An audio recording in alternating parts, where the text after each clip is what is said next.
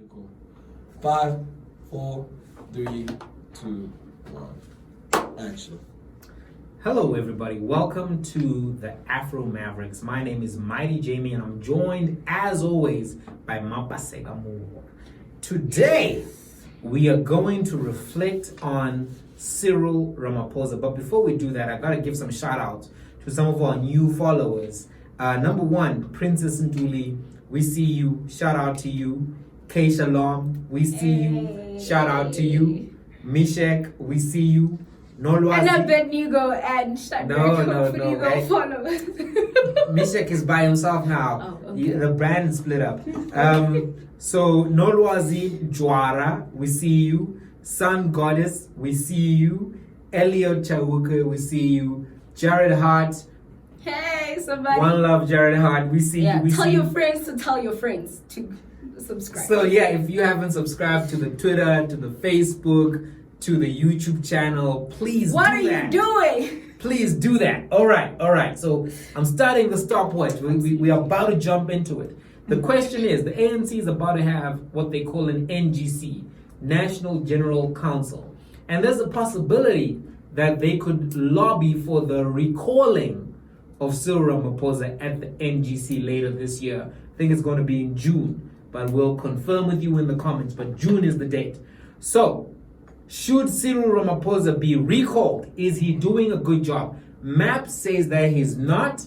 I say that he is. And this is for the purposes of having the debate. Yeah. We don't it's necessarily not necessarily what we our think. views. We're trying to put it out there, show you the case, and have an objective conversation. Yeah. So let's jump into it. Okay. Maps, why should the man go? I think he should absolutely be removed because, number one, the NGC is about assessing the implementation of the resolutions of the 54th Elective Conference. And one of the things was this radical economic transformation that they've been talking about. And the expropriation of land was one of the things, right? The redistribution of wealth, actually, before you correct me. So there is this bill that's out there that's doing rounds, but they haven't actually adopted a legislation to say, look, this is what expropriation of land without compensation is going to look like in South Africa. I think he's stalling on purpose. During the pre-1994 debate election between de Klerk and Mandela, one of the things that de Klerk said was, look, actually South Africans, that was actually code for white South Africans, are concerned about food security. There was actually a jab or an argument or a case against the expropriation of land without compensation or redistribution of wealth, meaning land. So the ANC has now come back, and particularly the president has said, look, we must, redistribute wealth and land, but we need to ensure that this food security. There's nothing wrong with that argument, except the fact that it's adopted from de Klerk, right? And it seems to be making a case that, look, we can't redistribute wealth without black South Africans or black farmers ensuring that there is essentially food security.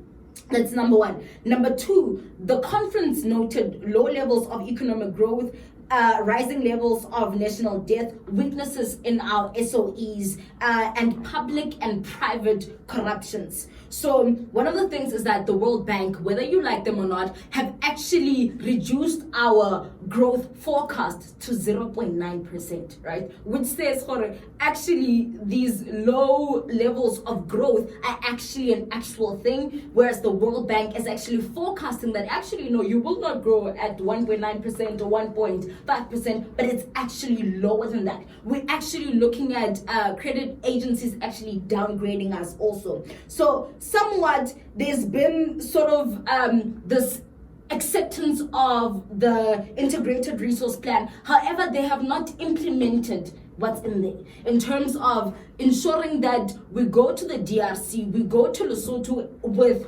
the mere purpose of saying, look, we want your water for the purpose of renewable energy, for the purpose of hydro energy. Is also incapable of getting his house in order. I mean, we look at all state-owned enterprises, SAA, Eskom. It's just incompetence after incompetence. There are people who are taking political responsibility in the terms of Jabu Mabuza. It's always the CEOs. It's always the person who's taking responsibility. But in terms of the minister, Jamnanda is taking any responsibility. 0, 0, nothing, nada. third, on my point, is the fact that unity was a big thing at the 54th elective conference. That we need This to is get fourth, together. though, but just, go ahead. 54. Is that my fourth point? It is your fourth point. It's my fourth point. Okay. Go ahead. The 54th elective conference, right? Unity is a big thing. We need to ensure that we come together. However, Cyril Ramaphosa, or rather President Matamela Ramaphosa, has not been able to bring the ANC together. If anything, I mean, we saw the SG. There was that scandal with the quantitative easing and the nationalization of the South African Reserve Bank. There was one message coming from the presidency and another coming from the SG, and you're wondering, but the ruling party, it's their policies that's supposed to be implemented. That's sort of how we used to it. So I think then there was the case of Didi Mabuza saying, look, actually, Eskom, right? This Pravin Gordhan is the one who actually misled the president. The presidency then coming out and saying, oh, hell no. So there are these divisions within the ANC that he's been unable or incapable of bridging, and they need unity. So he should be recalled for those reasons. Absolutely, 110%. All right. As Lil Wayne saying, it's my goal. It's my goal. Let me go into it. So number one, I think that Cyril should actually not be recalled. I'm going to tell you why I say that. Number one, I actually think that action has been taken by Cyril Ramaphosa. So number one, we've got the State Capture Commission and other commissions that are happening as we speak. Now, they may not be as hardcore as we would have liked them to be, but that's action. Number two, SAA was put under business rescue. That's an action. Number three, Eskom has got a new CEO. There have been some experiments. Not all of them have been successful, but there has been real action. You can't actually say that there's no action. What is this? Is it Transnet, where they recently appointed Brian Molefa's ex-wife?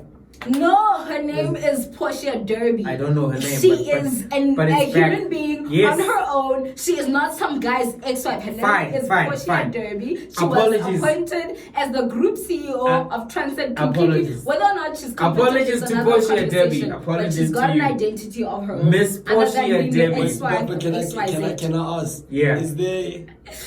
Was Portia with Brian during the whole his tenure at Eskom?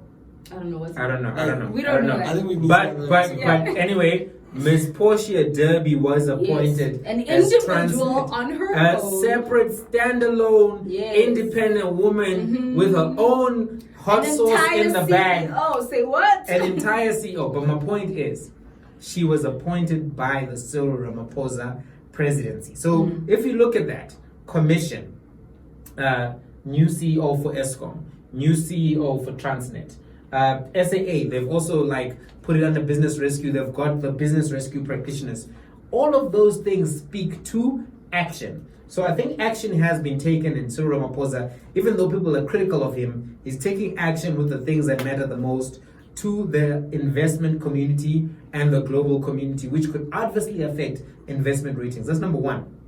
Number two, I actually think that Cyril Ramaphosa is doing the right thing by not implementing all of the resolutions of NASREC. Because some of those resolutions were taken almost to put him in a corner where he would not escape by a particular faction. So I think that the resolutions, that the progress that is currently being made on land, for example, is good enough progress. There's clear political will to fix the land situation. However, I don't think that there needs to be aggressive measures taken in respect to the Reserve Bank, inflation targeting, and all of the resolutions which were made around that particular institution, because the markets will become nervous. We don't necessarily need to do anything in that respect. Thirdly, I do think that as the ANC stands now, there is so much corruption that I have to side with Richard Quest.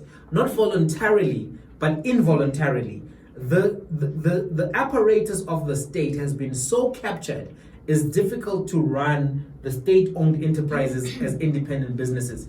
I actually believe in short to medium-term privatization. Let the private sector own some of the state-owned enterprises for a period of up to 20 years, till you can remove all of the people who are corrupt, all of the mismanagement, failure to operate appropriately.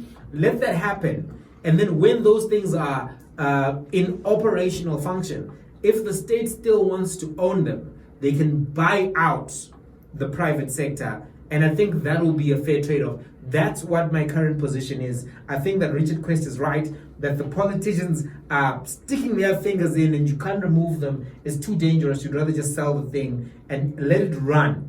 Yeah. So I also think that it's important for us to recognize this second thing. Yeah. The alternatives to Cyril Ramaphosa are worse, right? You've got Ace Magashule, you've got Supra, you've got Didi Mabuza. They don't have a clear national vision. They don't have a clear plan for the country, and they don't have, let's say, squeaky clean governance records. So if we have to choose, the lesser of evils within the ANC is Cyril Ramaphosa. Cyril Ramaphosa is the manager-in-chief. He's actually being very effective in, one, defending and protecting brand ANC, because for the first time in history, you have a lot of white South Africans, corporate South Africans saying that they support this particular president. This is not something that the ANC has enjoyed, especially under Jacob Zuma.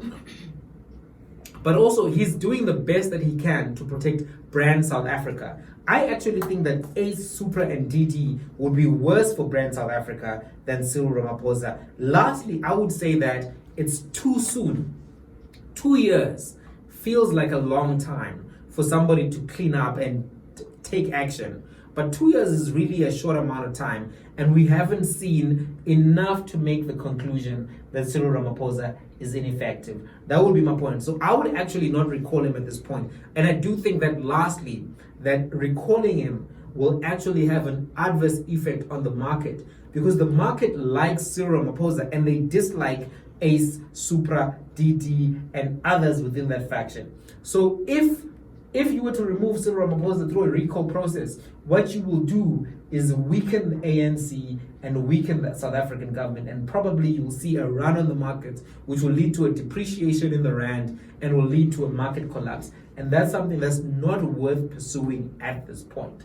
That's my case. Okay, I think number one, when South Africans voted for the ANC, they were voting, assuming that they read the resolution, the manifesto, they were voting for those policies and that ideology. So the governing party and the president owes it to the public and to South Africans to implement those policies. They were not suggestions on maybe what to do. That's what the people of South Africa expected. Therefore, he's got the responsibility of South Africa. I'm trying to make a point. Our producer wants to say something. But here's the thing. I understand where you're coming from, Apasega, but you can also not, how can I say, you also can't appreciate the person that is the person behind the pushing of those ideologies. So what do I mean? I mean, an Ace Mahashula, a Super Mahimapelo, Ntombela Sephora.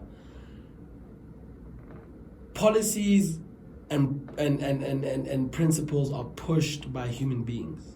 Absolutely. Therefore, there's also a subjective element that comes into play. And Yes. who's to say that these policies are the best policies out of the of Nasrec?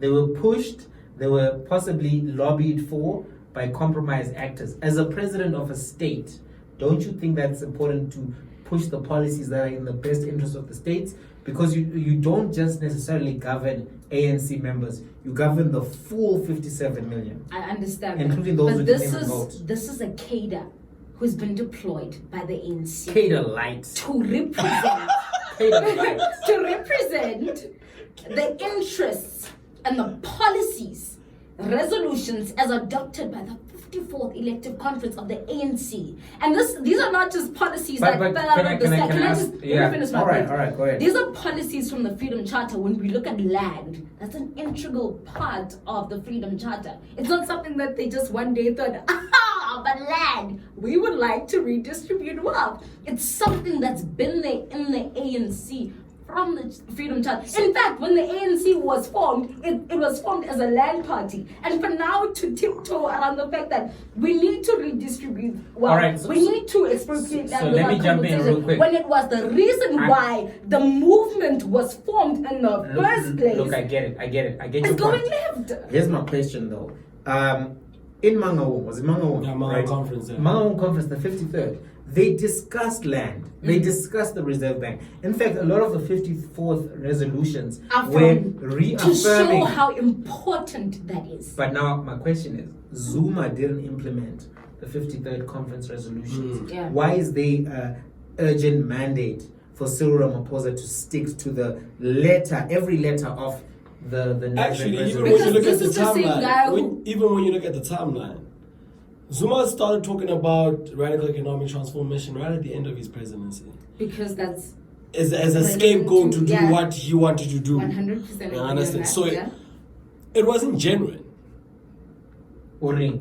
But that's not to It say was never those genuine. weren't actually the policies of the No, ANC. but it That's- wasn't and genuine. It that's my never came point. from a real place. Now the conversation is not Zuma versus Cyril Ramaphosa. The conversation is that here he's the president. He should take accountability of his resolutions and implement them. He has not done that. And so we're just gonna sit and be like, oh, but the guy before you didn't either, so it's okay. It isn't okay. And talking about brand South Africa, I don't think President Cyril Ramaphosa is doing a great job. But he's better than Ace, Supra, and DT. You're not in comparison or relatively, but he is the man. I would like to judge him in his capacity as president on his own. He's the only president I have. He's the only measure I have. So he's the only guy I have to judge, not a guy who might be in power. So looking at President Cyril Ramaphosa, he's not doing a great job. I mean, there are things that come up and he just ignores the whole situation. Like, there are women dying in South Africa. I don't really care. And he sits in the corner when everyone is like, but say something. Then he comes up. He's So not you the feel leader like as such. he never represented on the gender Yes. issue? I think it's not just the gender issue. I think in terms of No, brand South Africa. let's dive into that one, because I Yeah. think you can give us unique insight as a woman in South Africa who experiences this on a daily basis. Do you think that the president has done enough? I think the consultations of the public and women, that's not enough. But at the end of the day, for me, I think when it comes to issues of women, it's not men who are going to come up with the answers. It's us, women. Yeah, but you've We got need- him as the president. If I get that, but if women decided, look, we are not going to do anything in this country, we're not going to trade, we're not going to literally do anything, we're not going to go to work, we're just going to sit. What's going to happen to the country? I think that kind of action would actually make a difference.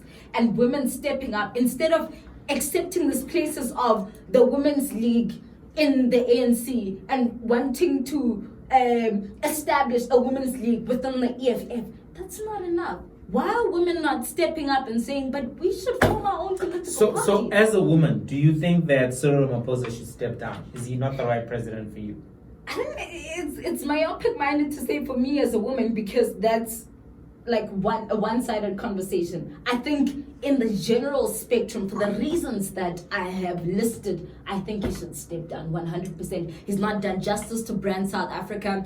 It's like you said, Richard Quest is like the same way he was skeptical of Vuyani Jahana as the CEO of SAA. I mean, I actually believed in that man. He was so enthusiastic and promising, and he had so much faith, like, we're going to fix SAA. But Richard Quest was like, no, not that Richard Quest is The bee's knees. Exactly. Even though he means business. even though he Can I ask a question? Quest means business. He does. Actually, Nima, He yes. does mean business. Do you really feel after 2 years of presidency it's fair to be talking about a removal of a president? How long, So you know what? or rather, how long does it take to We are- effectively create change? You know what? That's a great question. We're going to leave that question To you? lingering to you. Do you think 2 years is enough? Do you think that he's failed on gender, failed on brand South Africa, failed on the Nasrec resolutions? Or do you think, like I said, that he's the best manager in chief that we have, that is too soon, and the alternatives see. are just worse? So let's hear what you have to say. Put it in the comments. Let's have the discussion. That's been all we can cover in this time. We're trying to keep it shorter now. So till the next one, peace.